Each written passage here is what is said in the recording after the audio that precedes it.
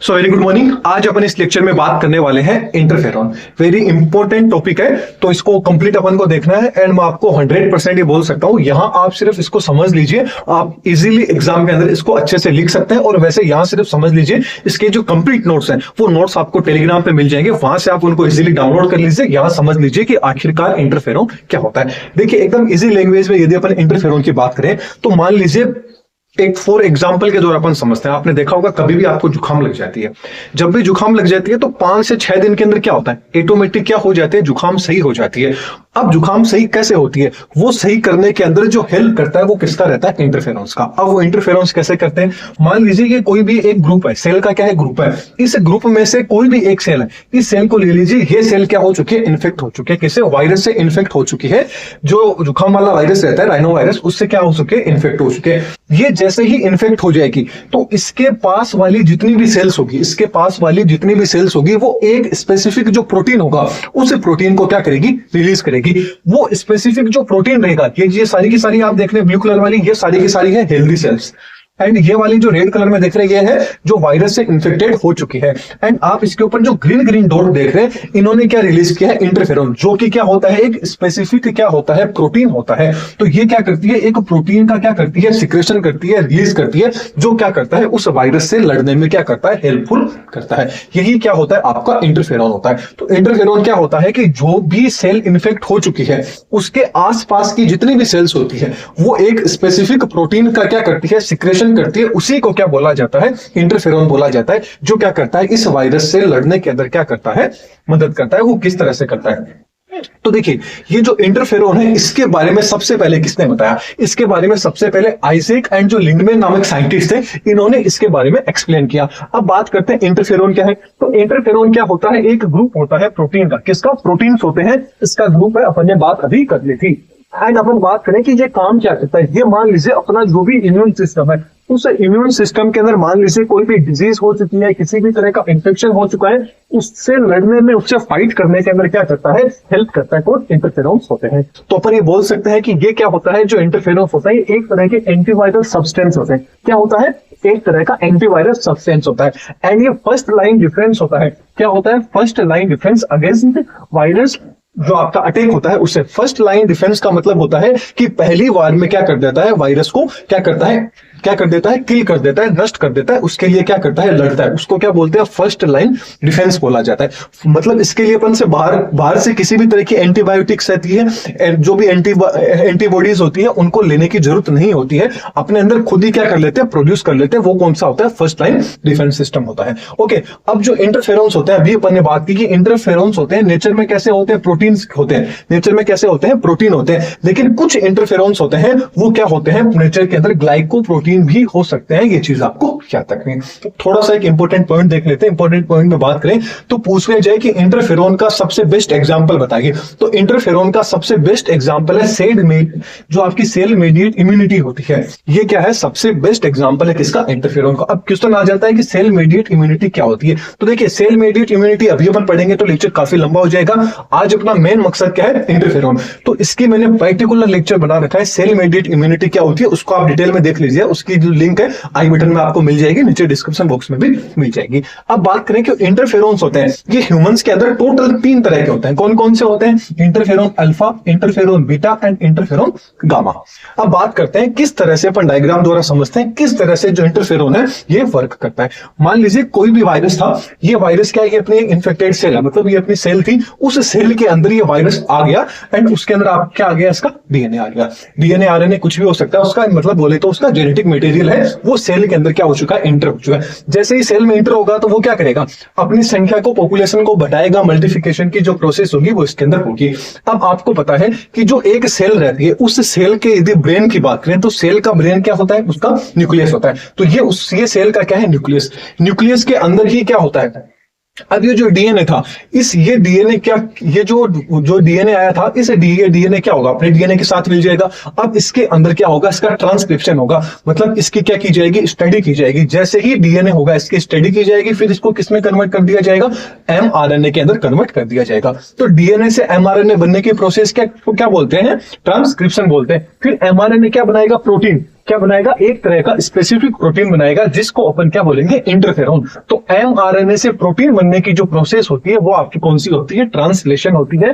DNA से mRNA बना transcription, and mRNA से प्रोटीन बनना क्या होता है, ट्रांसलेशन। तो ये आपके क्या बन गए, स्पेसिफिक इंटरफेरॉन बन गए। एक तरह से बोल सकते हैं ये क्या है, प्रोटीन। क्योंकि अभी अपन ने बात सीखी कि इंटरफेरॉन खुद क्या है, प्रोटीन का ग्रुप होता है। अब ये जो प्रोटीन है, ये प्रोटीन जैसे ही क्या हो गया है, ये प्रोटीन बाहर आएगा, दूसरी सेल्स के पास जाएगा, तो ये उसकी कौन सी है, ये मान लीजिए ये वाली सेल थी, एंड ये क्या है, इसके पास वाली। तो ये क्या है, इसके पास वाली सेल है। इस सेल्स के अंदर भी इसका खुद का न्यूक्लियस होगा, तो इसके अंदर भी सिस्टम चल रहा होगा। तो जैसे ही ये इंटरफेरॉन होगा, इस सेल के पास में आएगा, इसके डीएनए के साथ में जैसे ही मिलेगा, तो इसके डीएनए में भी वही प्रोसेस होगी।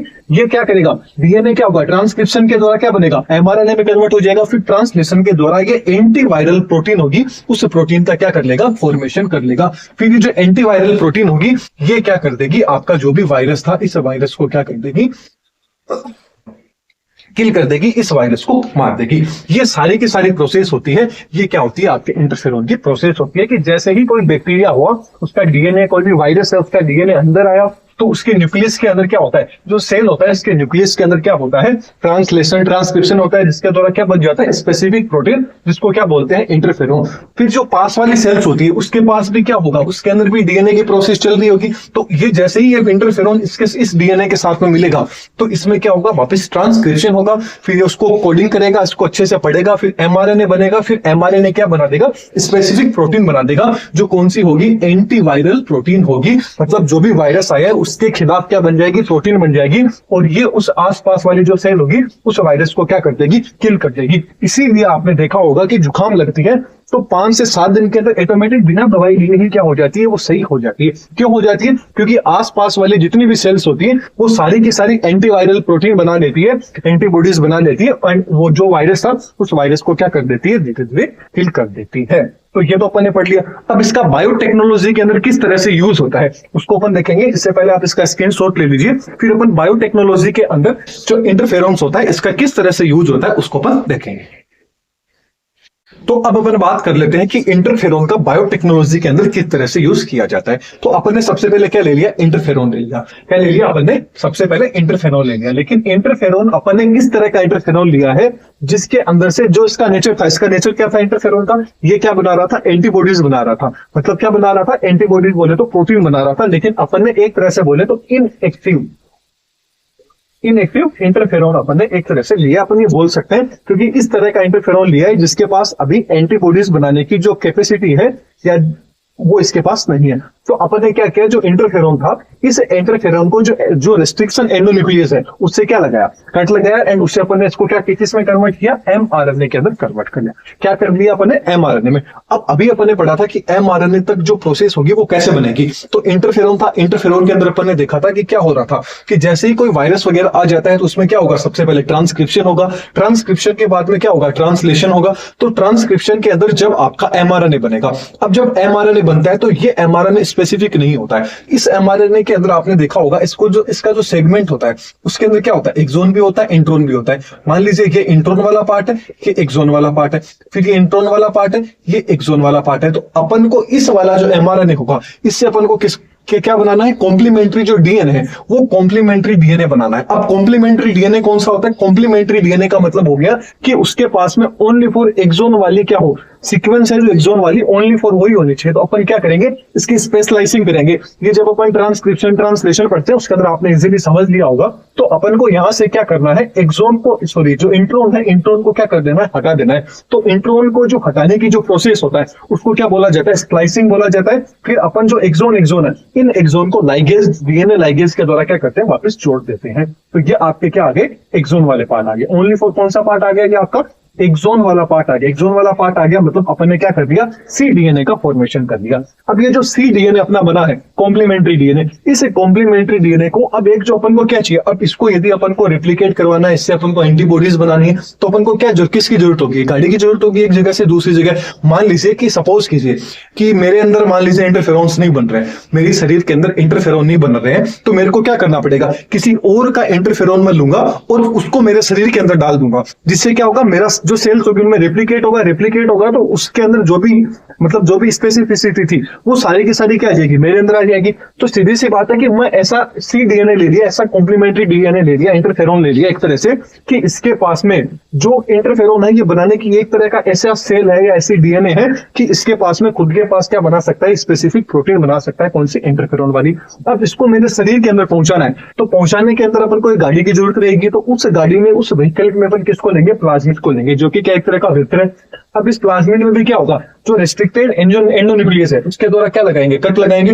कट लगा के इसका जो डीएनए था इन दोनों को अपन क्या कर देंगे? जोड़ देंगे। किसके द्वारा? लाइगेज के द्वारा इन दोनों को जोड़ दिया। इसको क्या बोला जाता है? आरडीएनए। जो अपने रिकॉम्बिनेंट डीएनए टेक्नोलॉजी पढ़ी है उसके ऊपर भी पर्टिकुलर वीडियो बना रखी है, काफी इंटरेस्टिंग है, उसको भी आप देख लीजिए कि किस तरह से दोनों को आपस में जोड़ा जाता है। तो ये अपनी क्या बन गई? आरडीएनए बन गया। अब ये जो आरडीएनए होगा, इस आरडीएनए को अपन क्या कराएंगे? जो होस्ट सेल है उस होस्ट सेल के अंदर क्या करा देंगे? इंटर करा देंगे, ताकि क्या कर सके? वो ग्रोथ कर सके। तो अपन क्या करवा दिया? इस आरडीएनए को क्या करा दिया? एक होस्ट सेल। होस्ट सेल अपन ने कौन सी ली? हिस्ट ले ली या इकोलाई ले ली? इन दोनों में से कुछ भी अपन ने क्या ले ली? होस्ट सेल ले ली। अब इस होस्ट सेल के अंदर जो अपना आरडीएनए था, इस आरडीएनए को छोड़ दिया। फिर अब ये जो होस्ट सेल है इसको कल्चर मीडियम के अंदर अपन रख देंगे, ताकि ये धीरे धीरे क्या कर सके? ग्रोथ कर सके।